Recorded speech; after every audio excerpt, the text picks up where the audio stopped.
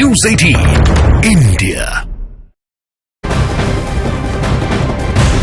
TMC से झटका मिला, लेकिन पंजाब में भी आम आदमी पार्टी ने कांग्रेस से किनारा कर लिया है। आम आदमी पार्टी ने साफ कर दिया है कि पंजाब में पार्टी अकेले लोकसभा चुनाव लड़ेगी।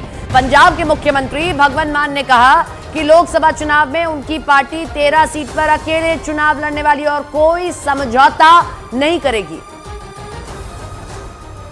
हो सकता है कोई उनके साथ बातचीत चल रही हो उस लेवल पे, लेकिन पंजाब में हम ऐसा नहीं करने वाले। पंजाब में कांग्रेस से हमारा देश में पंजाब बनेगा हीरो। 2024 में लोकसभा चुनाव में आम आदमी पार्टी के पक्ष में 13-0। और उम्मीद जताएगी विपक्षी गठबंधन का झगड़ा सुलझ जाएगा। इस बार विपक्षी गठबंधन का अलग अलग राज्यों में सीट शेयरिंग का प्लान था, लेकिन ममता ने उस प्लान पर पानी फेर दिया और उनके बाद पंजाब में आम आदमी पार्टी भी उसी राह पर चलती दिखी, क्योंकि पंजाब के मुख्यमंत्री भगवंत मान ने भी ममता जैसे ही तेवर दिखाए और पत्रकारों के सवाल पर हंसते हुए जवाब दिया। भगवंत मान ने भी ममता की तरह ही कांग्रेस को झटका दिया।